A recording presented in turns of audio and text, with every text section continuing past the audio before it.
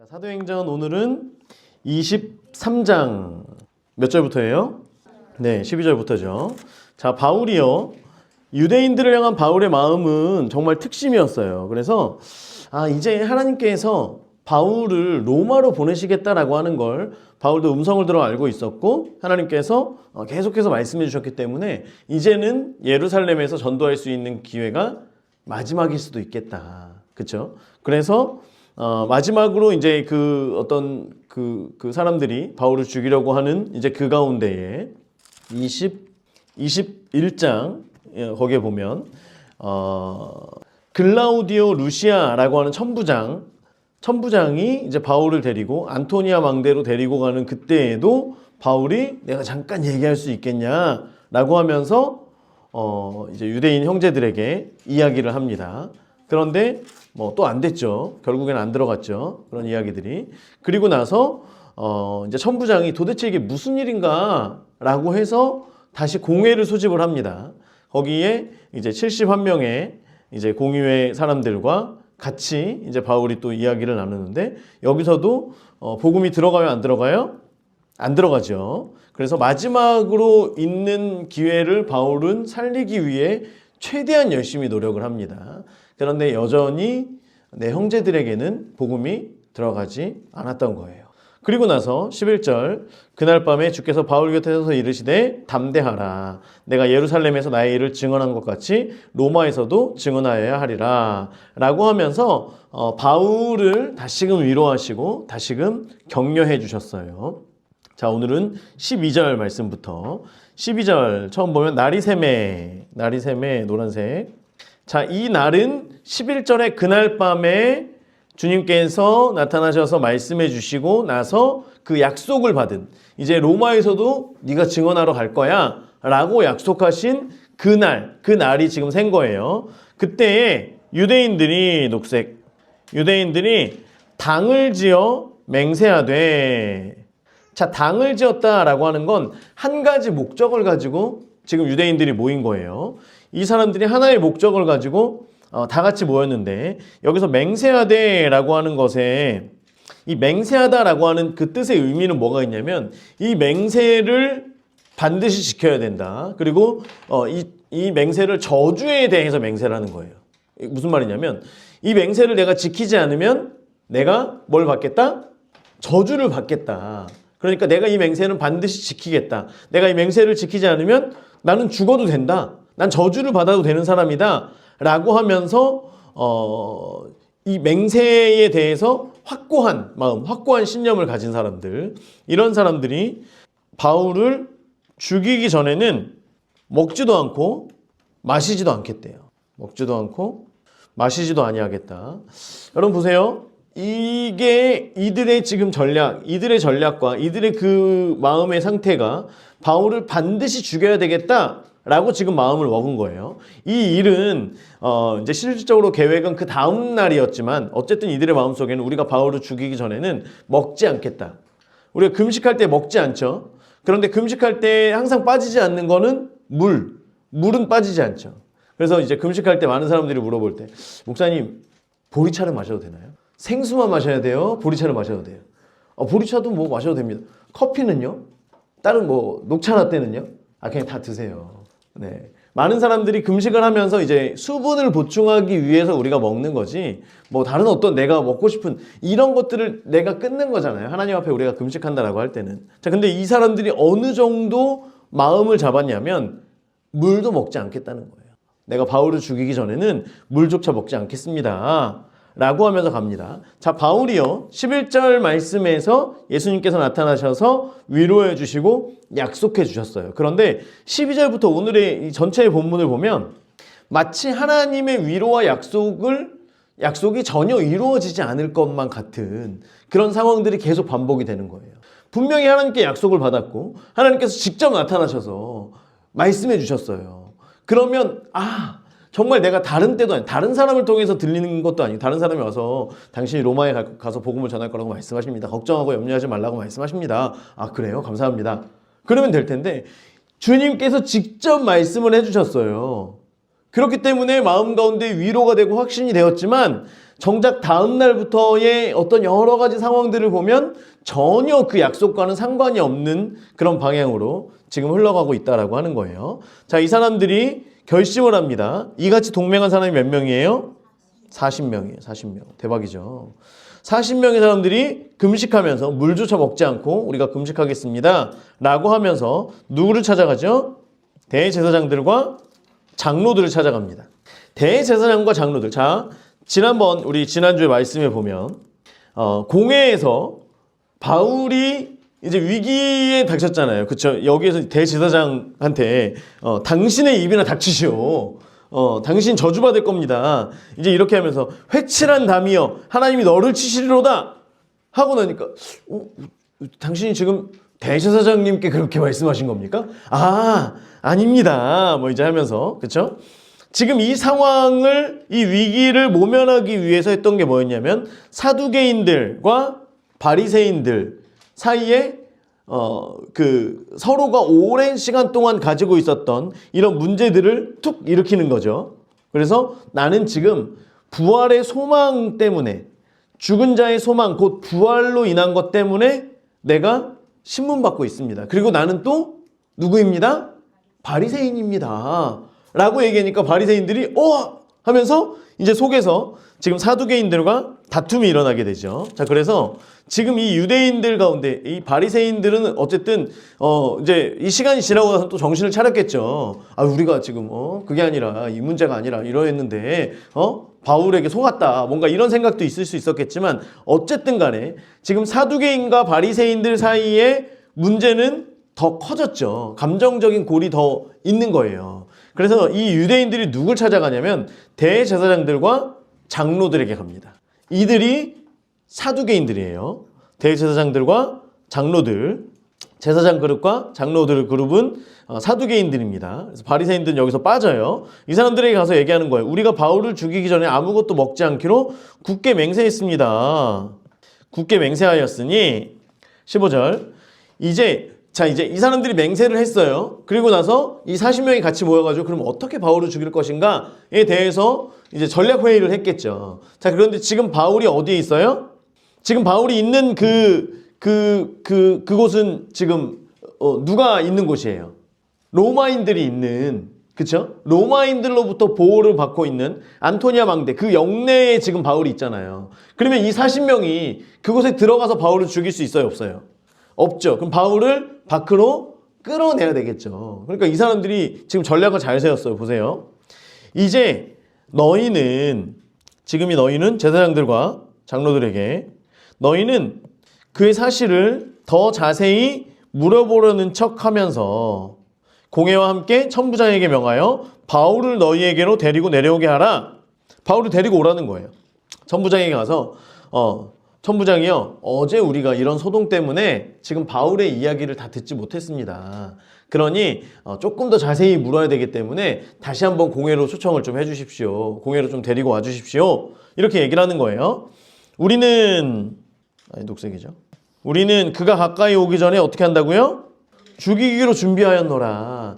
만약에 이제 왔는데 공회에서 바울을 죽이면 지금 대제사장들과 한편이 되는 거죠. 그러니까 대제사장과 장로들은 그냥 부르는 거예요. 천부장에게 요청을 해서 바울을 부르는 거예요.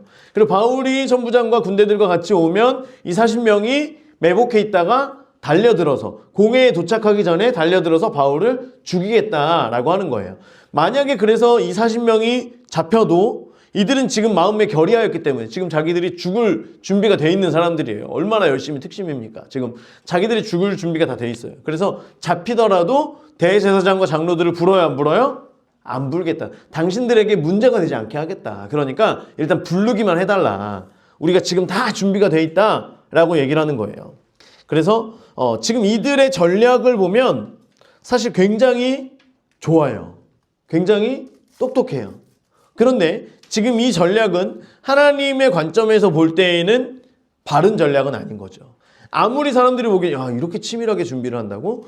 진짜 이대로 되면 그냥 쭉 그대로 이루어질 것 같은 이런 전략적인 상황들 속에서 하지만 하나님의 일이 아니고 하나님의 경륜이 이루어지기 위해서는 이 일들이 무너지게 된다라고 하는 거예요. 왜냐하면 이대로 해서 바울이 죽게 되면 하나님의 약속이 이루어져요, 안 이루어져요? 안 이루어지잖아요. 그러니까 하나님께서는 계속해서 지키시는데 어떻게 지키시냐면 16절에 보면요. 바울의 생질이 뭐냐면 여자 형제의 아들이에요. 여자 형제의 아들, 누이의 아들. 누구예요? 그러면 조카입니다. 옆에다 적어줘. 조카. 바울의 생질이 그들이 매복하여 있다함을 듣고 와서 영내에 들어가 바울에게 알린지라. 듣고 와서 바울에게 알린지라 노란색으로 거주시고요. 바울에게 삼촌 이러이러한 일이 지금 있어요 라고 얘기를 한 거예요. 자, 그러면 여러분들에게 만약에 여러분들이 지금 바울에 잡혀 있어요. 그러면 조카가 와서 나에게 알려줬어요. 그러면 지금 이미 내가 천부장과 대화를 나누고 천부장과의 관계가 있어요, 없어요? 있죠. 그러면 내가 천부장에게 어떤 그 관리관들에게 이 사실에 대해서 직접 얘기할 수 있어요, 없어요? 있죠. 그런데 이제 바울이 어떻게 하냐면 보세요. 17절 바울이 한 백부장을 청하여 이르되 이 청년을 천부장에게로 인도하라. 그에게 무슨 할 말이 있다. 백부장을 불러서 백부장님 천부장에게 이 청년을 그러니까 내 조카인데 소개 안 해요. 그렇죠? 이 청년을 마치 제3자의 입장인 것처럼 이 청년이 좀 기니할 얘기가 있다고 합니다. 라고 하면서 소개를 시켜주는 거예요. 왜냐하면 지금 조카는 누구를 살리고 싶어요? 바울을 살리고 싶고 바울이 본인에 대해서 뭔가를 이야기하는 것보다 지금 자세한 내용을 조카가 알고 있고 조카가 제3자의 입장에서 지금 이 정보를 가지고 온 거예요. 그러니까 바울이 말하면 그게 뭐 신빙성이 있는지 없는지도 몰라요. 왜냐면 바울은 여기 지금 감옥에 있었잖아요. 그 영내에서 그냥 이렇게 대기하고 있는 이 사람이 뭘 알겠어요. 그리고 바울이 뭔가를 이야기하기를 시작하면 그것이 또 다른 어떤 소문으로도 날 수 있기 때문에 백부장을 조용히 불러서 천부장에게 좀 데리고 가주십시오 라고 얘기를 하는 거예요. 자, 18절 천부장에게 데리고 와서 이르되 죄수 바울이 나를 불러 이 청년이 당신께 할 말이 있다 하여 데리고 가기를 청하더이다. 자, 바울이 나를 불러서 청년이 당신에게 할 말이 있다고 좀 데리고 가달라고 그렇게 얘기해서 데리고 왔습니다. 얘기했어요. 자, 그러면 천부장이 보통 이제 만약에 천부장이라면 어떻게 하겠어요? 그러면 할 말을 해라 라고 얘기하면 되죠. 네가 할 말은 뭐냐? 바울이 너를 보내서 나에게 하고 싶은 그 말이 뭐냐? 그냥 물어보면 되는데요. 19절부터 보면 천부장이 뭡니까 이게? 천부장이 그의 손을 잡고 굉장히 지금 뭔가 끈적끈적하죠? 손을 잡고 물러가서 조용히 묻대. 자, 지금 백부장도 있고 주변에 많은 그 군인들도 있고 다 부하들도 다 있었겠죠. 그런데 그 청년의 손을 그 조카의 손을 잡고 물러가서 조용히 묻대. 조용히 묻대에서의 조용히 묻다라고 하는 거는 미완료예요. 그러면 한 번만 물은 게 아니라 계속해서 묻는 거예요. 무슨 일이냐. 조용히 물어보는. 사람들 다 물리고 조용히 한쪽으로 구석으로 데리고 와서 하려는 말이 뭔데?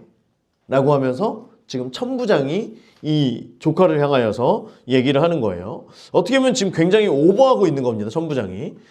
우리가 이제 그 상상을 계속 하시면 돼요. 천부장이 이렇게까지 안 해도 돼요. 그냥 자리에 앉아가지고 뭔데 말해봐. 다른 분들 그냥 말해 괜찮아. 다 뭐 우리 다 부하야. 그냥 말하면 돼. 이렇게 하면 되는데 굳이 손을 잡고 한쪽으로 조용히 가서 뭔데 괜찮아. 말해봐. 괜찮아. 나한테 말해도 돼. 이렇게 지금 하는 거예요. 대답하되 유대인들이 공모하기를 함께 꾀했다라고 하는 함께 꾀하기를 그들이 바울에 대하여 더 자세한 것을 묻기 위함이라 하고 내일 그를 데리고 지금 이 내용을 그대로 본문에 그대로 기록을 하고 있습니다. 그를 데리고 홍해로 내려오기를 당신께 청하자 하였으니 그리고 이제 본인의 생각을 얘기하는 거예요. 당신은 그들의 청함을 따르지 마옵소서. 지금 자기가 부탁을 하는 거죠. 이제 조카의 입장에서 지금 바울 삼촌이 지금 위협을 당하고 죽을 위기 가운데 있잖아요. 그러니까 천부장에게 자기가 원래 하려고 했던 그 부탁을 하는 거예요. 그들 중에서 바울을 죽이기 전에는 먹지도 마시지도 않기로 맹세한 자 40여 명이 그를 죽이려고 숨어서 지금 다 준비하고 당신의 허락만 기다리고 있습니다. 당신의 허락이라고 하는 건 이제 대제사장이 요청을 해서 하면 바울을 데리고 가자라고 하는 그 허락해 주기를 지금 다들 기다리고 있습니다. 숨어서 지금 그 얘기를 하는 거예요. 자, 천부장이 지금 바울과 연관된 것에 있어서 오버합니다. 뒤에도 이제 계속해서 나와요. 그런데 왜 천부장이 이렇게 오버할까요? 왜? 로마 시민권 맞아요? 그것도 맞아요. 그리고 지난번에 실수를 또 했죠. 이미 묶었고 때리라고 했고 어떤 이런 많은 것들 가운데에서 본인이 문책당할까 싶어 하는 마음도 있었을 거예요. 그런데 아무리 그래도 이제 나중에 뒤에 보면 굉장히 디테일하게 바울을 살핍니다. 자, 우리가 다니엘서 1장 9절에 보면 제가 자녀들을 위해서 기도하고 또 우리 다음 세대를 위해서 기도할 때 항상 기도하는 건데요. 같이 읽어봅니다. 시작. 하나님이 다니엘로 하여금 환관장에게 은혜와 긍휼을 얻게 하신지라. 뭐와 뭐를요? 은혜와 긍휼을 얻게 하신지라. 많은 이제 그 뒤에서도 나중에도 보면 그 옆에서 그 꿈을 해석할 때에도 많은 사람들을 죽이고 있는 그 상황 속에서도 다니엘의 이야기는 듣고요. 나중에도 왕들이 보면 다니엘이 무엇을 이야기하면 다니엘의 말을 귀 기울여서 듣게 됩니다. 다니엘은 처음부터 하나님께서 다니엘이 뜻을 정하였을 때 하나님께서 환관장으로부터 은혜와 긍휼, 은혜를 입었다라고 하는 건 그 사람을 향하여서 고개를 숙여서 허리를 숙여서 그 사람의 이야기를 들어주는 거예요. 이미 나는 네가 말하는 걸 다 들어줄 생각이 있어. 지금 나에게 말만 해봐. 필요한 게 뭐니? 어떻게 해줄까? 라고 하면서 허리를 굽혀서 그 이야기를 듣는 것, 이것이 은혜예요. 하나님께서 우리를 향하여 은혜를 베푸신다라고 할 때에는 우리가 구하는 그 모든 것을 하나님께서 허리를 숙여 우리에게 귀를 기울이고 계시는 거예요. 그래서 우리의 것을 심지어 우리가 말하지 않더라도 우리에게 필요한 것들을 채워주시고 이런 것을 우리가 은혜라고 이야기를 하는데요. 자, 그래서 천부장이 바울을 향하여서 바울을 보호하고 싶고 바울의 이야기를 들어주고 싶고 도와주고 싶은 그 마음이 그 속에서 계속 일어나는 거예요. 이해가 되시죠? 자, 이것을 우리가 이것을 배경으로 두고 이제 보면 그 뒤에서 천부장이 왜 이렇게 오버하는 거야? 라고 하는 것들이 우리에게 보입니다. 자, 그리고 나서 이제 조카가 생질이 지금 보세요. 이 정보를 누구에게 들었을까요? 사람들이 매복을 해서 바울을 죽이려고 한다라고 하는 그 정보를 생질이 누구에게 들었을까요? 누구에게 들었을까요? 그 40명 가운데 스파이가 있었을까요? 모르죠. 그렇죠? 대제사장이 뭐 누가 아는 저기 친척 형님이셨나? 잘 몰라요. 누군가가 일러줬을 수도 있어요.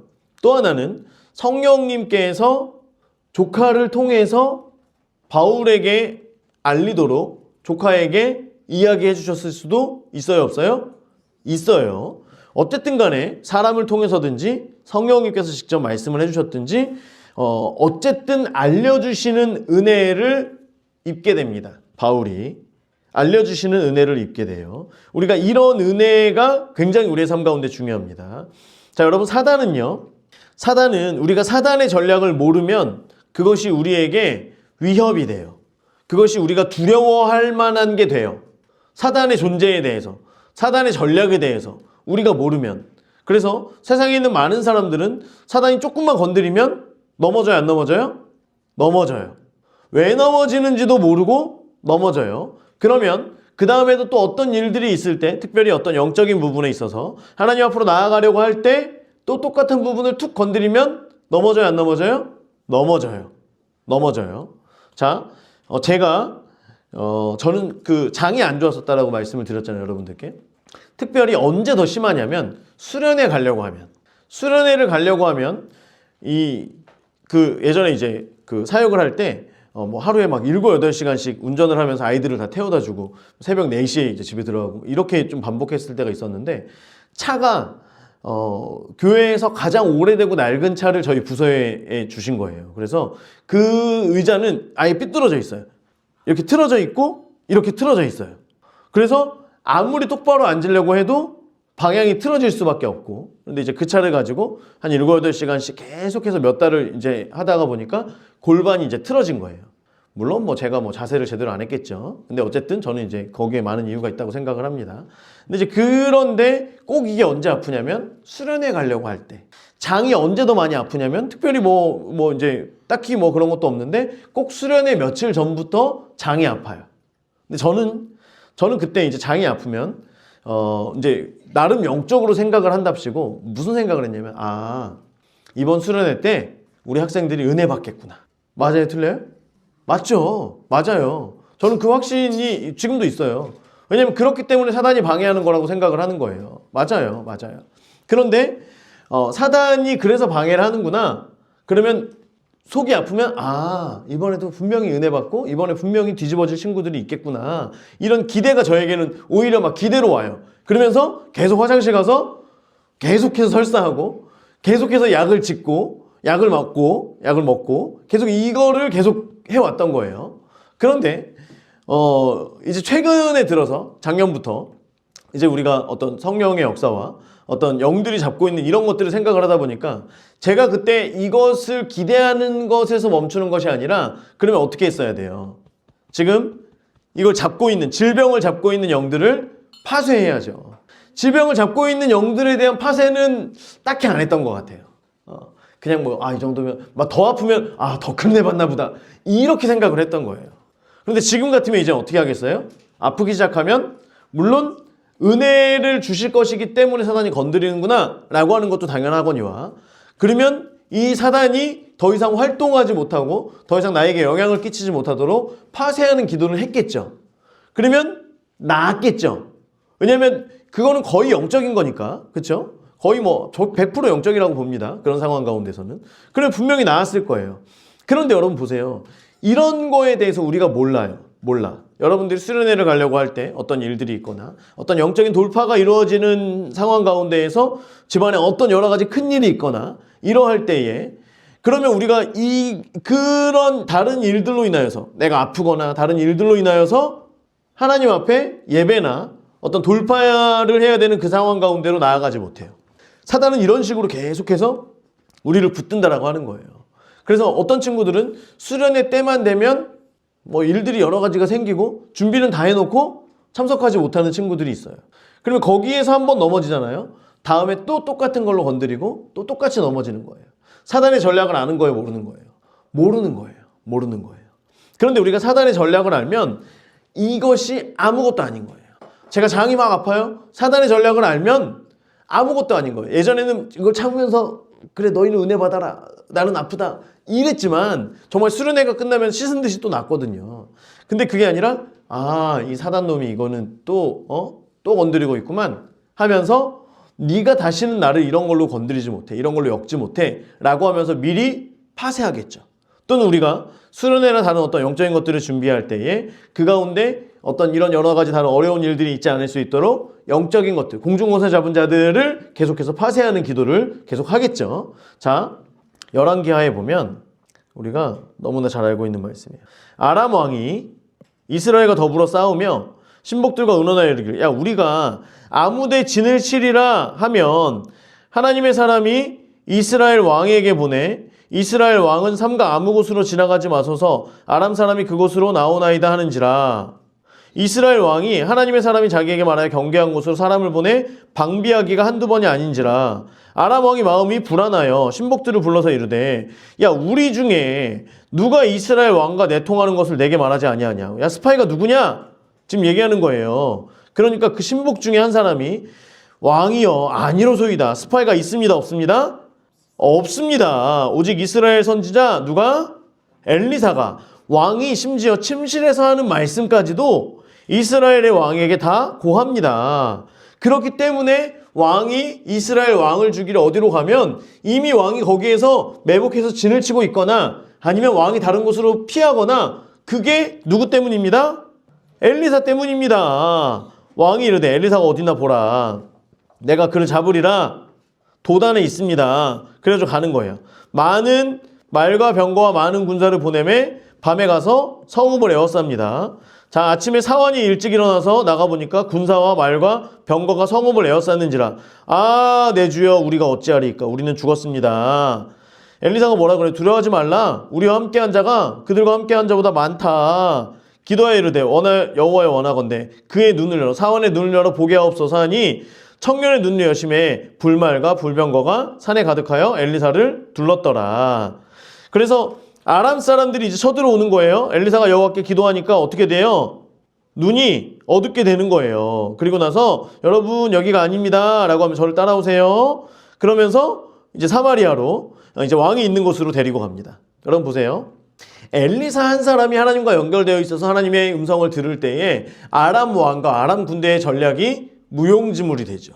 아무 소용이 없게 됩니다. 아무리 많은 사람들을 데리고 가더라도 하나님께서 엘리사를 보호하시고 하나님께서 이스라엘을 지키시기 때문에 어떠한 것도 단순히 어떤 눈에 보이지 않는 영적인 세계뿐만이 아니라 하나님께서 이 땅 가운데 있는 그 모든 것들 또한 사단이 공중곳에 잡은 그 사단이 하늘에서 전략을 세우고 그것이 이 땅 가운데 풀어지게 되는 거잖아요. 여러분 우리가요 지금 차별금지법이나 차별금지법 맞죠? 차별금지법이나 어떤 이런 여러 가지 잘못되어진 법들, 뭐 어떤 교회에 대한 종교단체에 대한 어떤 이런 잘못된 법들에 대해서 사람들이 의견을 짜고 사람들이 그것을 입법을 발의하고 사람들이 통과시키는 것 같지만 실질적으로 누가 하는 거예요? 공중권세 잡은 자들이 하는 거예요. 사단이 하고 있는 거예요. 여러분 우리가 이걸 모르잖아요? 그러면 어떻게 하냐면 그래도 이 나라의 지도자들을 세운 분은 하나님이시니 하나님께 맡겨야 되지 않겠습니까? 하면서 그냥 기다리고 있는 거예요. 점점 교회를 압박하고 교회를 핍박하고 점점 목회자들을 압수수색하면서 이것을 여러 가지 법을 끼워 맞춰가지고 목회자들을 지금 압박하고 있는 이런 상황 가운데에서 많은 그리스도인들이 그 사람이 잘못했기 때문 아닙니까? 아니 그 사람이 법을 어겼잖아요. 여러분 그러면 우리 횡단보도 건너다가도 감옥 가고 우리 뭐 하다가도 우리 숨 마셔도 잘못되면 잡으면 잡히는 거예요. 여러분 경찰이요 마음 먹고 잡으려고 그러면 뒤에 차 운전하잖아요. 뒤에 경찰차가 바싹 붙어서 계속 따라갑니다. 저는 예전에 경험을 해봤어요. 뒤에 경찰차가 너무 바싹 붙어 있는 거예요. 이거 뭐야? 봤더니 경찰차야. 그래서 자세를 바르게 하고 안전벨트를 다시 한번 확인한 뒤에 계속해서 우회전만 계속했어요. 한 3바퀴 돌았어요. 이 네모를. 그러니까 경찰이 가는 거예요. 뭐라도 잡으려고 계속 뒤에 붙어서. 경찰이 그렇게 할 이유가 없거든요. 근데 왜 저를 그렇게 노렸는지 모르겠지만 그래서 그냥 아무 생각 안 하고 멈춰서 그냥 법을 다 지켜가면서 그냥 거기만 계속 돌았어요. 아무 이유 없이. 나중에 그냥 가더라고요. 여러분 여러 가지로 걸면 안 걸리 먼지 털어가지고 먼지 안 나는 사람이 어디 있어요. 그런데 특별히 하나님 앞에서 말씀을 붙들고 우리는요 말씀을 말씀으로 전할 수 있어야 돼요.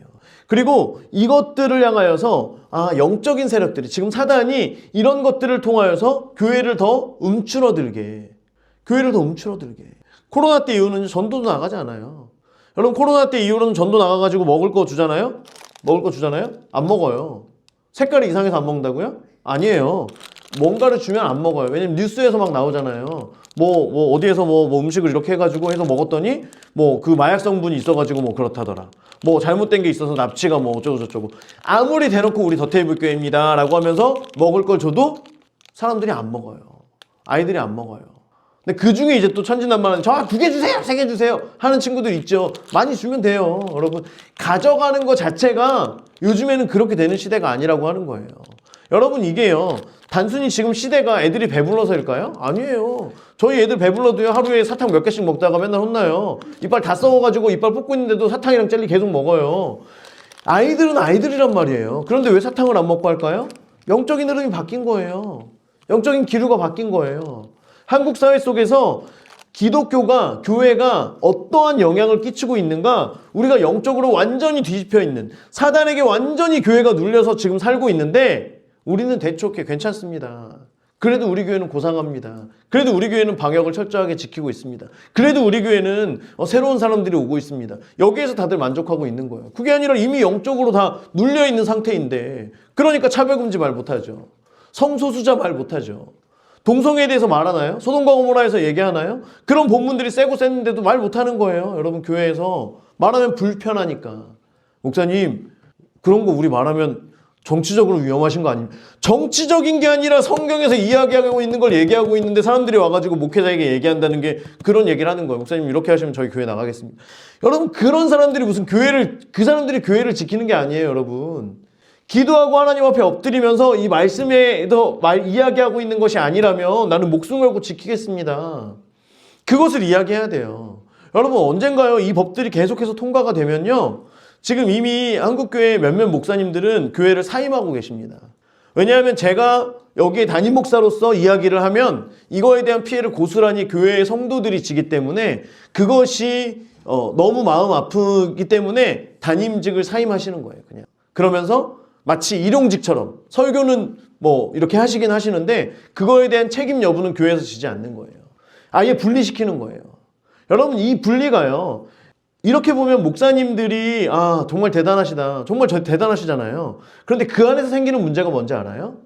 담임 목사와 성도들 간의 영적인 관계가 끊어질 수밖에 없는 거예요. 당연한 거예요. 당연한 거. 성도님들 그래도 이제 담임 목사님입니다. 아니에요, 여러분. 원로 목사님 돼가지고 은퇴하고 나면요. 뭐 몇 달 가지도 않아요. 몇 달 안 가서 원로 목사님 돼. 목사님 저는 평생 목사님밖에 없어요. 아니에요. 새로운 목사님 오시면 바로 갑니다. 명절 때요. 스팸의 크기가 달라집니다, 여러분. 아셔야 돼요. 기억하셔야 됩니다. 나는 왜 목사님은 이제 연세 많으셔갖고 많이 못 드셔서 조금만 드세요, 목사님. 우리 목사님은 딸이 넷이라서 많이 드셔야 돼요. 여러분, 이게요. 영적인 관계는요. 이 담임 자리에서 내려오는 순간 많은 것들이 분리가 될 수밖에 없고요. 분리되어져만 해요. 그렇기 때문에 그 방향도 옳지 않아요. 사임해서 뭐 교회에다가 책임을 주지 않는다? 좋은 의도는 맞습니다만 옳지 않습니다. 우리가 해야 될 건 뭐냐면 나중에 다 이 입법들이 다 되고 나서 아이고 하면서 이제 우리가 어디로 가냐? 이제 우리 어떻게 하냐? 이제 그러면 가정교회 해야 되냐? 어떻게 해야 되냐? 그때 가서 하는 게 아니라 가서 얘기해야죠. 토요일날 부산에 가서. 할렐루야. 여러분 사단의 전략을 알아야 돼요. 그래서 사단의 전략을 알면요. 아무것도 아닌 거예요. 엘리사에게 이스라엘 왕에게 이스라엘 모든 백성들에게 아람 왕의 군대가 쳐들어온다고 해도 우리는 엘리사가 있으면 돼요. 아니 엘리사가 아니라 엘리사에게 말씀하시는 하나님이 계시면 되는 거예요. 여러분 우리가 이것을 가지고 이 땅을 살아가야 될 줄 믿습니다. 그래서 성도의 복은 하나님께서 우리에게 말씀하시는 것들을 듣는 것이 복이고요. 그리고 말씀하실 때에 지혜의 은사에 지혜의 기름 부으심, 지혜와 지식으로 우리에게 말씀해 주시고 그것이 우리에게 들려질 때에 그리고 그것을 우리가 믿고 그대로 행하는 것 그것이 진짜 성도의 복이지 성도의 복이 예배를 드렸더니 뭐가 잘 돼가지고 일이 잘 풀려가지고 사업이 잘 되고 건강해지고 물론 성도의 복이죠. 근데 우리는 왜 우리 눈에 보이는 그 복만을 따라가느냐 이거예요. 아니 그건 당연한 거예요. 아니 그러면 안 믿는데 사업 잘 되는 사람들은 뭐예요? 성도예요? 아니에요. 여러분 이 모든 걸 다 그렇게 연결할 수가 없다니까요. 정말 우리가 성도로서의 복은 하나님과 연결되어져 있는 거예요. 하나님께 구했더니 하나님께서 알려주시는 거예요. 하나님 지금 우리 문제가 뭡니까? 장이 왜 맨날 아플까요? 왜 맨날 수련회만 되면 장이 아플까요? 아니 회를 먹었더니 장이 그렇게 아파요? 아프다는 거예요. 한의사 선생님이 아프대요. 연어만 먹으래요. 저 얼마나 행복했는지 알아요? 연어만 난 연어만 먹으면 되는구나. 저 연어 진짜 좋아하는데 연어만 먹으라는 거예요. 딴 거 먹지 말고. 할렐루야. 그런데 여러분 그 말이요. 거짓 메시지로 찍히고 나니까 나 회 먹으면 나는 무조건 이 장 트러블이 생긴다. 그래서 장 트러블이라고 제가 내가 맨날 당신은 장 트러블이야. 장 트러블. 얘들아 아빠는 장 트러블이야. 맨날 얘기하는 거예요. 그게 그냥 별명이라니까요. 별명. 근데 여러분 우리가 거짓 메시지에 속고 사는 거예요. 아내 말이 거짓 메시지라는 게 아니라 그런 거 하나를 우리가 붙들면서 거기에서 그렇게 살아가는 거예요. 아니에요 여러분. 하나님 앞에서 이 모든 영적인 권세들을 깨뜨리고 그래서 우리가 하나님 앞에서 어떻게 나아가야 될지 하나님의 음성을 듣고 나가는 거예요. 여러분 바울이요. 지금 이 사단의 전략과 이런 것들을 생지를 통해서 말씀해 주시니까 이런 모든 것들 지금 여러분 40명이 누구 한 사람을 죽이기 위해서 먹지도 않고 마시지도 않는다고요? 아리나 생각해봐. 너희 반에 있는 너희 반 애들이 내일부터 너를 왕따시키기로 먹지도 마시지도 않고 아린이가 전학 갈 때까지 그렇게 한다면 벌써 마음이 어때? 행복해? 마음이 슬프지. 생각만 해도 막 울고 싶지. 그치? 이게 여러분 얼마나 우리를 힘들게 하는지 몰라요. 사단의 전략들이. 왜냐하면 우리 아린이는 친구들과의 관계가 굉장히 이런 어떤 영적인 것들을 흔들 정도로 삶을 흔들 정도로 영향을 끼쳤던 아이예요. 그런데 여러분 이것을 계속해서 사단은 어렸을 때부터 이걸 잡았어요. 1학년, 2학년 계속해서 잡았어요. 초등학교 1학년 때부터. 그런데요. 이것들을 알면서 작년부터는 계속 파쇄하면서 그렇죠? 계속 파쇄하면서 계속 기도합니다. 여러 가지 불안이 있어요. 학교 가는 것 자체가 스트레스이고 막 아파요. 몸이 아파요. 안 가면 해결되나요? 아니에요. 안 가면 해결 안 돼요. 계속 기도하고 계속 파쇄하는 것밖에 없어요. 그런데도 사단은 계속 건드려요. 여전히 생각만 해도 이것이 나의 마음속에 불안으로 다가와요. 그런데 어떻게 합니까? 이건 분명히 사단이 주는 거기 때문에 우리는 파쇄하며 나갈 수밖에 없는 거예요. 승리하며 나갈 수밖에 없는 거예요. 예수 그리스도 이름을 부르면서 이 모든 것들이 다 떠나가기를 위해서 기도하며 선포하는 것밖에 없다라고 하는 거예요. 여러분, 우리가 하나님께 기도할 때 하나님 전략을 알려주세요. 하나님 사단의 계략을 알려주세요. 그래서 그것을 파쇄할 수 있는 예수 그리스도의 능력으로 우리가 이 땅을 살아갈 수 있는 그 성도의 진짜 복을 얻게 해주세요. 우리가 기도하며 간구해야 될 줄 믿습니다. 여러분 보세요. 이제 그리고 나서 22절 이에 천부장이 청년을 보내며 경계하되 이 일을 내게 알렸다고 아무에게도 이르지 말라. 노란색. 그 청년에게 생질에게 지금 얘기하는 거예요. 알았어. 무슨 말인지 알겠으니까 나한테 얘기했다는 말을 아무에게도 하지 말아라. 너랑 나만 알고 있는 거야. 자, 23절 백부장 둘을 불러 이르되 밤 제3시 제3시는 밤 9시입니다. 옆에 적어주세요. 밤 9시에 가이사랴까지 갈 보병 몇 명이요? 200명. 기병 70명. 기마대. 창병 200명을 준비하라. 지금 누구를 위해서요? 바울을 위해서.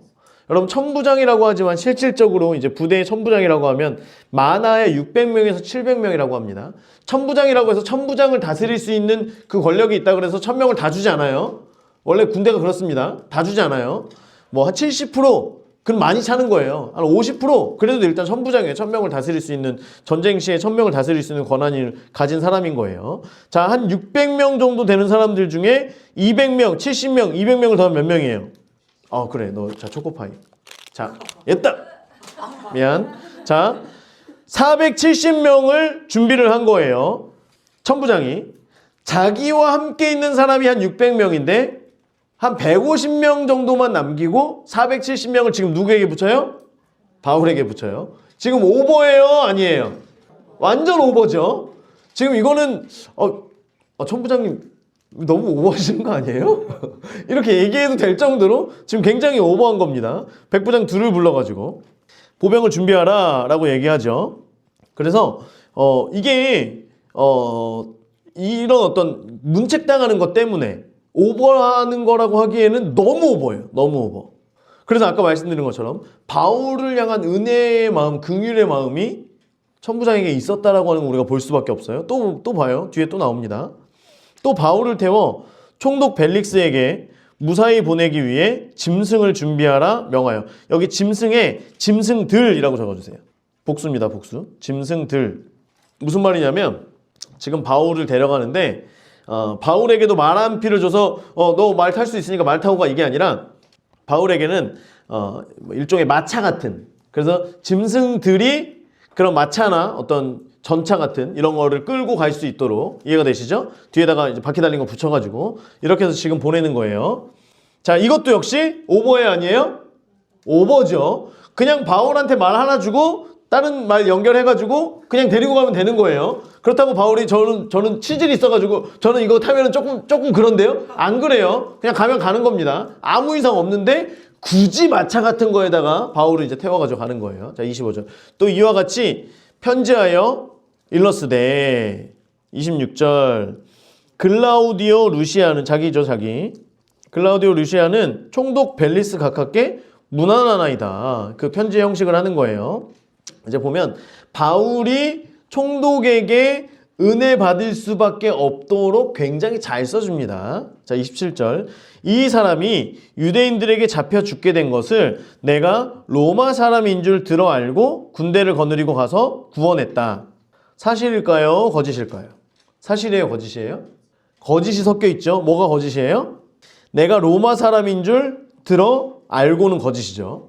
지금 이제 이 글라우디오 루시아가 뭐라고 얘기하냐면 이 사람이 로마 사람인데 유대인들이 지금 이 사람을 죽이려고 했기 때문에 내가 이 사람이 로마 사람인 걸 알고 구출했습니다 라고 얘기하는 거예요. 아니죠.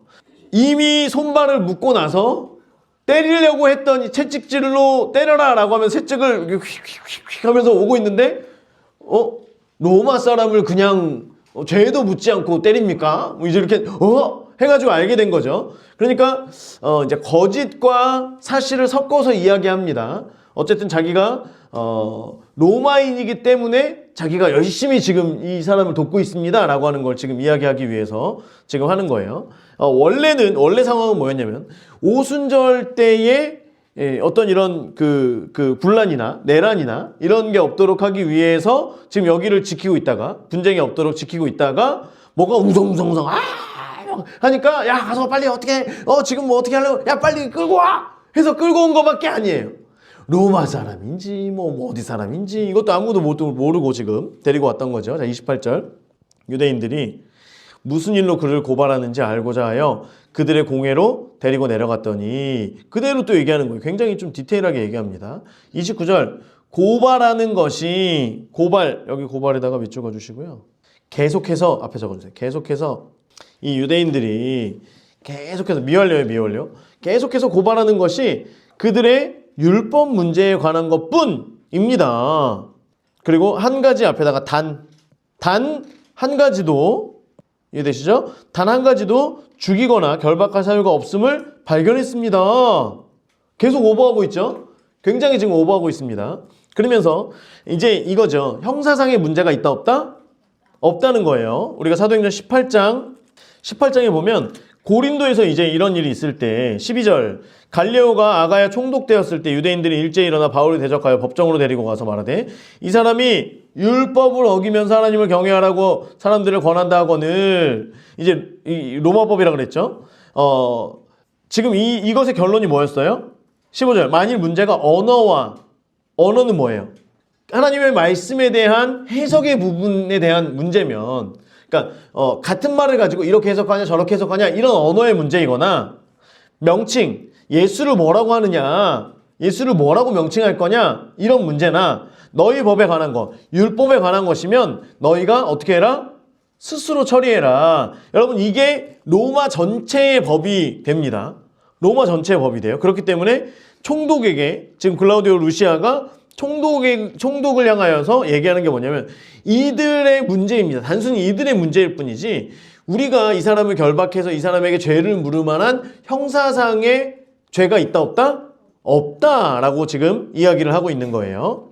그래서 천부장이 아예 돕기로 작정을 한 거예요. 천부장이 이 사람을 지금 보냅니다. 그런데 이 사람에게는 죄가 없습니다. 아예 대놓고 얘기를 하는 거예요. 자기가 재판장도 아닌데 이것은 총독이 할 건데 자기가 볼 때는 이 사람은 죄 없는 사람입니다. 얘기를 하는 거예요. 그러나 이 사람을 해하려는 관계가 있다고 누가 내게 알려주기로 당신께 보내며 또 고발하는 사람들도 당신 앞에서 그에 대하여 말하라 하였나이다. 자, 해하려는 관계가 있다고 누가 내게 알려주기로 보냈대요. 그리고 고발하는 사람들, 유대인들이죠. 당신 앞에서 그에 대하여 말하라 하였나이다. 고발하는 사람들로 하여금 이제 이 사람들이 와서 바울을 우리에게 내주시오. 바울을 만나게 해주시오. 바울의 그 죄에 대해서 다시 한번 좀 묻게 해주시오. 라고 하는 많은 사람들을 향하여서 가서 총독에게 가서 말해라. 라고 제가 말했습니다. 왜냐면 그게 로마의 법이기 때문에. 로마인은 총독에게 가는 거예요. 그리고 총독에게도 가서 자기가 이제 그 무죄를 계속해서 주장하면 이제는 황제에게까지 나가는 거예요. 자, 31절. 보병이 명을 받은 대로 지금 이제 어떻게 바울이 가게 됐나를 알려주는 거예요. 보병이 명을 받은 대로 밤에 바울을 데리고 안디바들이 죄송해요. 밤에가 아니고 밤에 애자를 지우고요. 밤이 새도록 밤이 새도록 밤새 간 거예요. 밤 9시부터 보병이 밤새 간 거예요. 지금 아까 보병 200, 기병 70, 창병 200이 있었죠. 그래서 안디바드리에 이르렀대요. 이 지도는 우리가 일반적으로 봤던 성경의 그건 아닌데 조금 지도가 자세히 있어서 여러분들께 좀 공유를 합니다. 자, 예루살렘에서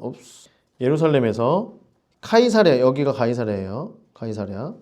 자, 여기는 산지예요. 산지. 여기는 샤론 평야지대예요. 평야지대. 이해가 되시죠? 자, 안디바드리가 어디냐면 여기입니다. 여기. 안디바드리.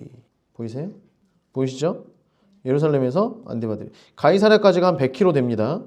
100km 정도. 안디바드리까지 일단 밤새 바울을 데리고 간 거예요. 안디바드리가 다른 이름은 아벡이라고 적혀 있는데 아벡은 어디냐면 옛날에 블레셋 군대와 싸울 때 법궤를 가지고 우우우 하고 갔다가 법궤 뺏긴 데가 아벡입니다. 그래서 아벡 전투가 되게 유명하고요. 32절 이튿날 기병으로 바울을 호송하게 하고 기병으로 바울을 호송하게 했대요. 이게 무슨 말이냐면 지금 예루살렘에서부터 안디바드리까지는 산지가 많아요.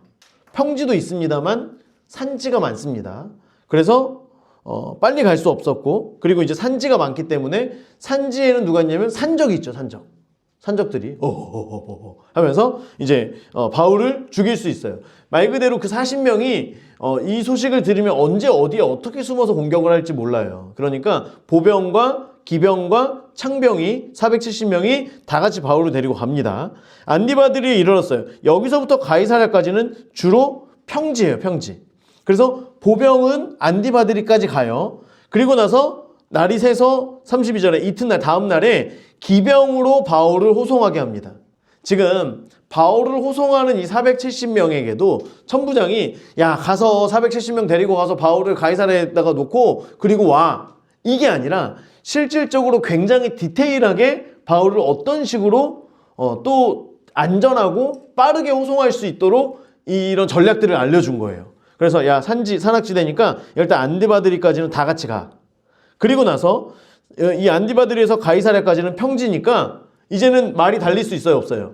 말이 달리는 게 훨씬 빠르죠. 그러니까 기병만 데리고 바울을 호송해서 가는 거예요. 이해가 되시죠? 70명의 기병이 평지를 빠르게 지금 전략적으로 이동을 하는 겁니다. 보병과 창병은 이제 철수를 여기서 하는 거예요. 철수한 거예요. 자, 그들이 가이사랴에 들어가서 편지를 총독에게 드리고 바울을 그 앞에 세우니 총독이 읽고 바울더러 어느 영지 사람이냐. 자, 이 당시에 총독들뿐만 아니라 로마 사람들은 늘 말씀드리지만 군인들은 자기가 있는 지역, 자기가 지금 자기 임기 중에 다른 어떤 불편한 일들이 생기지 않기를 늘 날마다 기도하는 사람들이에요.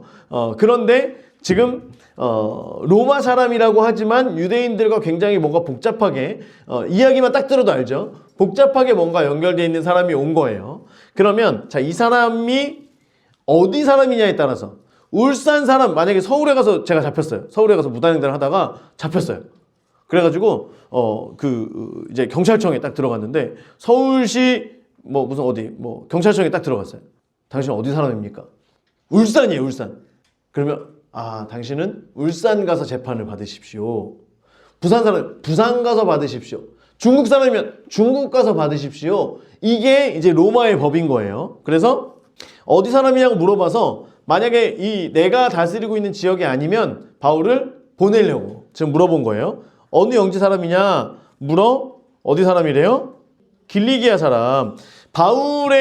어쨌든 바울의 지금 출생과 바울의 본적, 바울이 소속되어 있는 곳은 길리기아 사람이에요. 그러니까 자기 구역인 걸 알고 있었던 거예요. 자기 관할 지역이라는 걸 알고 있었던 거예요. 그러니까 이르되 너를 고발하는 사람들이 오거든 내 말을 들으리라. 그 사람들이 만약에 와서 다시 나에게 물으면 그때 너를 다시 불러서 너의 말과 그 사람들의 말을 듣겠다라고 하면서 헤롯 궁에 그를 지키라 라고 하면서 이제는 궁 안에 있는 이제 사택을 주는 거예요. 그래서 거기에서 살 수 있도록 밖으로 나가지는 않지만 또 보호해야 되기 때문에 일단 거기서 쉬고 있어라. 이제 이렇게 방을 하나 주는 겁니다. 여러분 우리가요 이 땅을 살아가는데 하나님께서 바울을 향하여 약속하신 약속이 있었어요. 우리 성도들을 향하여 하나님께서 약속하신 약속이 있어요. 그런데 지금 바울도 그 약속을 받았지만 약속을 받은 다음 날부터 지금 자기 목숨을 죽이기 위해서 자기 목숨도 내놓은 40명의 사람들의 이야기를 듣고 이 일들이 어떻게 될지도 모르는 어떤 이러한 여러 가지 어두운 상황들 속에 현실을 보면 현실이 얼마나 크게 느껴지겠어요. 그런데 현실을 보는 사람들에게는 하나님의 약속이 보일까요? 안 보일까요? 안 보여요. 그런데 여러분 현실이 어떠하든 현실에서는 막 사람들이 나를 죽이려고 맹세하고 안 그러면 내가 저주를 받아 죽어도 나는 괜찮다라고 하면서 많은 사람들이 그렇게 하고 정말 풍랑이 있는 것처럼 내 앞에는 골리앗이 정말 내 앞에 떡하니 서 있는 어떤 이런 상황들 가운데에서도 우리가 하나님의 약속을 바라볼 수 있잖아요. 하나님의 약속을 나의 눈에 가장 가까운 곳에 내 앞에 골리앗이 엄청 크게 있어도 하나님의 약속이 나에게 더 크게 보이면 그러면 그 약속 때문에 현실에 집중하지 않을 수 있어요. 현실에 두려워하지 않을 수 있어요. 가나안 땅에 들어가는 10명의 정탐꾼들이 그들의 현실을 보고 하나님의 약속을 보지 못했을 때 그들은 벌벌벌 떨면서 죽을 수밖에 없었고요. 가나안 땅을 보았지만 현실은 보았지만 그 현실보다 더 우리와 함께 하시고 더 나에게 크게 다가온 것은 하나님의 약속이었던 여호수아와 갈렙은 그 땅을 차지할 수 있게 됩니다. 여러분 우리가 이 땅을 살아가면서 하나님께서 우리에게 주신 약속, 우리에게 허락하신 그 비전이 무엇인지를 여러분 다시 한번 기억하세요. 지금 이 땅을 살아가면서 하나님께서 우리가 비전을 향해 달려갈 수 있도록 하시는 가운데에 사단은 하나님의 꿈, 하나님의 일들을 이루어가는데 계속해서 우리를 방해하고 넘어뜨리라고 합니다. 그게 당연한 거죠. 사단 입장에서는 하나님의 나라가 더 확장되어지고 하나님을 믿는 사람들이 더 많아지고 이렇게 되면 돼요, 안 돼요? 안 되잖아요. 그러니까 계속해서 건드리고 계속해서 넘어뜨리고 그 약속을 붙드는 사람을 향한 약속이 어딨냐. 약속은 콩알딱지만하게 보이게 하고 자꾸 현실을 자신들의 어떤 이게 더 크게 보이게 하려고 하는 이런 많은 상황들 속에서 우리가 하나님을 바라보며 살아가는 사람들은 바울이 어떤 정말 물론 바울은 특별한 사람이었습니다. 그런데 바울이 특별했기 때문에 하나님께서 지키신 게 아니었어요. 바울 안에는 다른 것으로도 흔들 수 없는 하나님을 향한 비전, 구속사에 수종드는 그 비전, 하나님의 부르심의 사명을 위해서 내가 정말 그 약속대로 달려가겠습니다라고 하는 그 비전이 있었기 때문에 환경보다 나와 함께 하시는 하나님을 바라보는 그 마음이 바울 가운데 있었기 때문에 그리고 하나님께서 약속하신 그 비전을 향하여 달려갈 때는 목숨도 아깝게 여기지 아니하였던 그 바울의 마음을 하나님께서는 보시고 바울을 계속해서 지키시고 천부장으로 하여금 굉장히 사람들이 천부장이 원래 이런 사람이었어? 저 사람 원래 저렇게 자상한 사람 아닌데? 라고 생각될 정도로 천부장에게 오버하고 계속해서 오버할 수밖에 없도록 만드는 그런 상황으로 바울을 보호하시고 인도하셔서 바울도 비록 나의 현실은 이러지만 하나님께서 지금도 나를 돕고 계시는 거예요. 지금도 나와 함께 하시는 거예요. 여러분 우리가요 어떤 영적인 돌파나 하나님의 뜻을 이루어갈 때는 이런 일들이 많이 무수하게 있어요. 정말 너무나 말도 안 되는 것들이 나를 공격하는 이런 많은 일들 가운데에서도 하나님께서 나를 지키시고 하나님께서 나에게 은혜와 긍휼을 베풀어 주시는구나. 내가 오늘도 하나님의 은혜를 입었구나 라고 하는 걸 여러분 하나님 제가 이것을 눈으로 보아 알게 해주세요. 제가 경험하게 해주세요. 누가 봐도 이건 하나님께서 나를 지금 위로하고 하나님께서 나를 돕고 계시는구나 라고 느낄 수 있는 것들을 내가 깨달아 알게 해주세요. 그런 것들이 모여서 지금 내가 하나님을 향하여서 어떤 영적인 돌파를 위하여서 또 하나님 구속사에 수종들기 위하여 걸어가는 지금 이 길이 맞구나, 틀리지 않았구나 라고 하는 걸 다시금 마음속에 더 크게 새길 수 있도록 해주세요. 우리가 그러한 기도로 하나님 앞에 나아가고 또 하나님께서 우리와 함께 하실 때에 날마다 그 약속들을 붙들며 나아갈 수 있는 저와 여러분 되길 주의 이름으로 축원합니다.